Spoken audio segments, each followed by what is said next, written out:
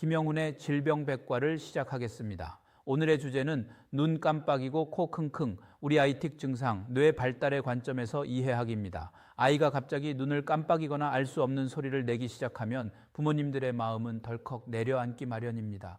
하지만 소화기 틱은 생각보다 매우 흔하게 나타나는 신경 발달 과정 중 하나입니다.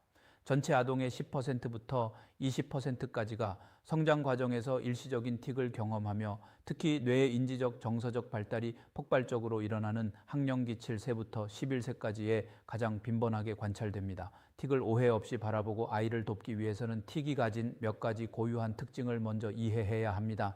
틱의 3가지 핵심 특징에 대하여 말씀드리겠습니다. 1. 일부러 그러는 것이 아닙니다. 불수의적 특성입니다.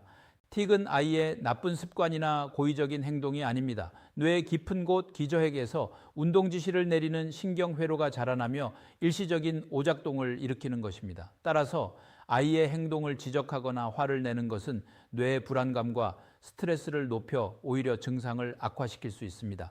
2. 파도처럼 밀려왔다 잔잔해집니다. 증상의 기복입니다. 틱 증상은 매일 똑같이 나타나지 않습니다. 아이의 신체적 피로도, 심리적 긴장감, 심지어 계절의 변화나 새 학기 스트레스에 따라 증상이 심해졌다가 며칠 뒤에는 씻은 듯이 잠잠해지기도 하는 등 변동성이 큽니다. 3. 증상이 여기저기 이동합니다. 위치의 변화입니다. 어느 날은 눈을 깜빡이다가 증상이 사라진 줄 알았는데 며칠 뒤에는 코를 킁킁거리거나 어깨를 들썩이는 식으로 발현 위치와 형태가 변하는 것 또한 틱의 아주 자연스러운 특성입니다. 틱 증상의 종류, 어떻게 나타날까요?에 대하여 말씀드리겠습니다. 틱은 크게 근육이 움직이는 운동, 틱 근육 틱과 소리를 내는 음성 틱으로 나뉘며 증상의 복잡성에 따라 다시 단순형과 복합형으로 구분됩니다. 1번 운동 틱, 행동으로 나타나는 틱입니다.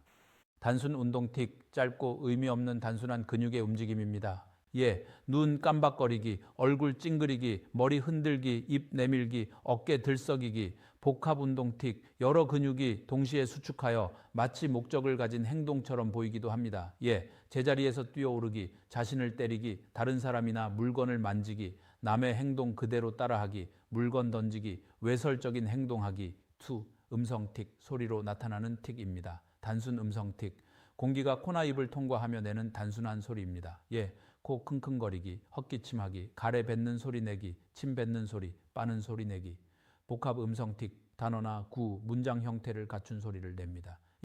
상황과 관계없는 단어 불쑥 말하기, 욕설 뱉기, 남의 말을 앵무새처럼 따라하기. 틱은 아이의 뇌가 성장하며 겪는 일종의 성장통일 수 있습니다. 부모님과 불안감을 내려놓고 증상에 무관심하고 편안한 태도로 정서적 안정기지가 되어주실 때 아이의 뇌는 가장 빠르게 안정을 찾을 수 있습니다. 구세 혓바닥 틱에 대하여 말씀드리겠습니다. 구세 전후는 아이들의 뇌 발달 과정에서 틱 증상이 새롭게 나타나거나 가장 빈번하게 관찰되는 시기입니다. 특히 혓바닥 틱, 혀 내밀기, 혀 차기, 혀로 입술 핥기 등은 안면 근육을 주로 사용하는 운동틱의 일종으로 겉으로 쉽게 드러나다 보니 이를 지켜보는 입장에서는 무척 신경 쓰이고 걱정이 앞설 수밖에 없는 주제입니다. 신경 발달학적 관점과 양육 환경 개선의 측면에서 9세 아이의 혓바닥 틱을 이해하고 대처하는 방법입니다.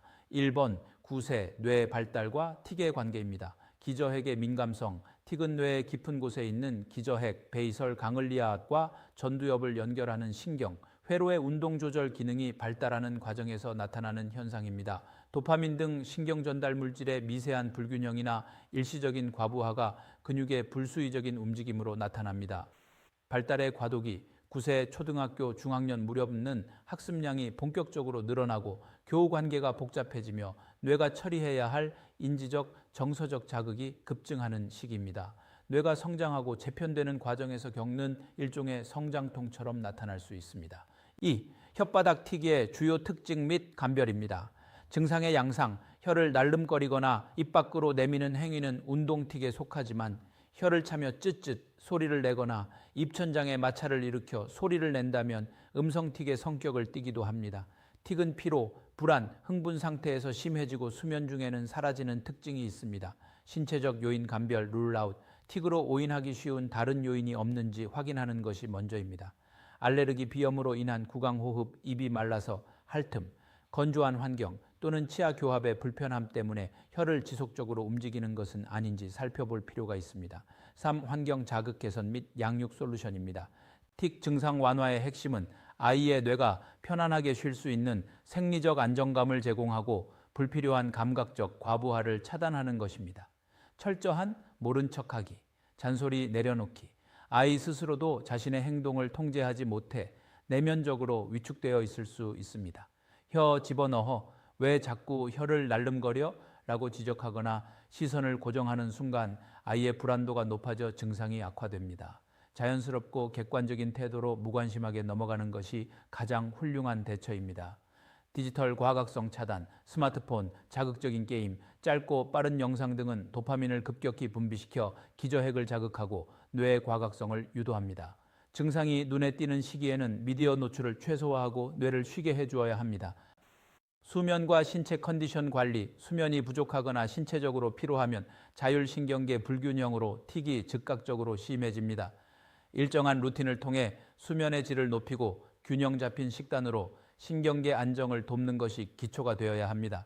단순한 혓바닥 틱은 부모가 정서적 안전기지가 되어주고 환경적인 스트레스 요인을 줄여주는 것만으로도 짧게는 수주에서 수개월 내에 자연스럽게 사라지거나 호전되는 경우가 많습니다.